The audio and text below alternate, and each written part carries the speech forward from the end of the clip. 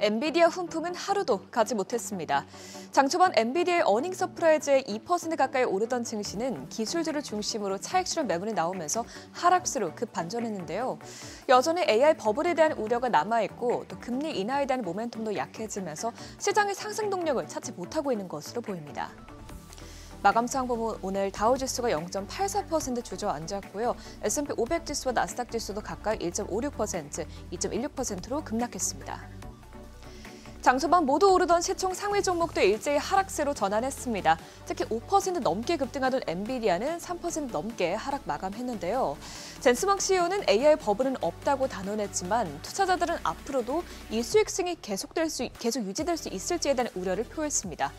또 마이클 버리는 또 찬물을 끼얹었죠. 이번에도 엔비디아 실적이 나온 이후 매출 구조가 의심된다면서 수치가 과장될 수 있다는 지적을 내놓기도 했습니다.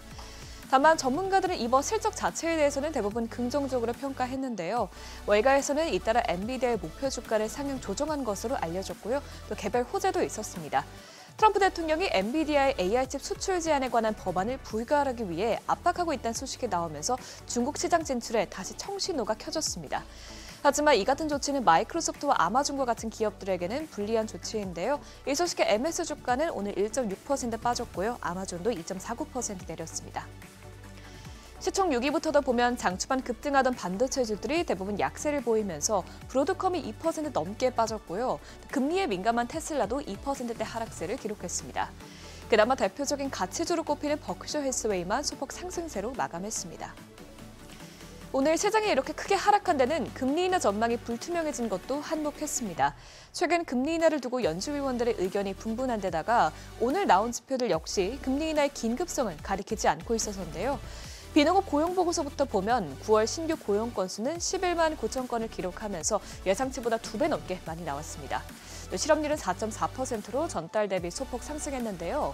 일각에서는 이 실업률이 상승한 점을 들면서 금리 인하가 필요하다는 주장을 펼치기도 했지만 이는 경제활동 참가율이 높아진 데 따른 자연스러운 현상이라는 반론도 제기됐습니다.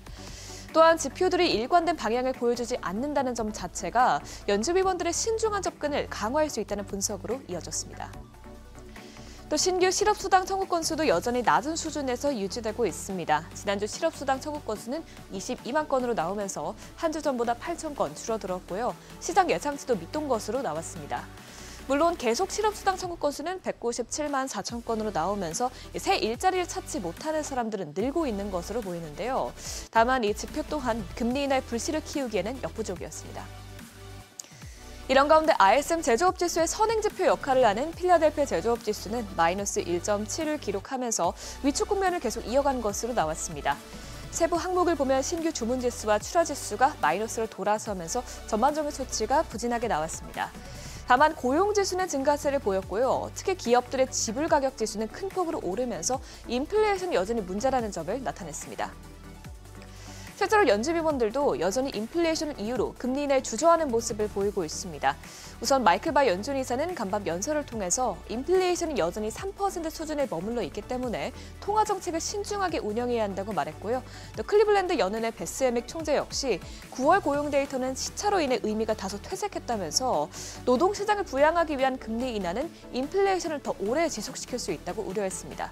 그러면서 이는 더 깊은 경기 침체를 이어줄 수 있다고 덧붙이기도 했습니다. 국채금리는 기술주가 급락하면서 안전자산 선호 심리가 커지고 또 간밤 리사콕 연준이사가 사모신용이 지난 5년간 거의 2배로 급증했다면서 이를 주시해야 한다고 지적하자 하락세를 더 키웠습니다. 간밤 10년물 금리가 0.03%포인트, 2년물 금리가 0.04%포인트 내렸습니다. 반면에 비트코인은 위험자산 회피 심리가 커지다 보니 기술주들과 마찬가지로 상승하다가 급반락했습니다. 코인베이스에서는 8만 6천 달러대까지 떨어졌고요. 업비트에서 원화로는 현재 1억 3,200만 원대에서 거래되고 있습니다. 금은 달러 인덱스가 100선에서 유지되고 있고 금리 인하 가능성도 낮아지면서 상승폭이 제한되고 있는 분위기입니다.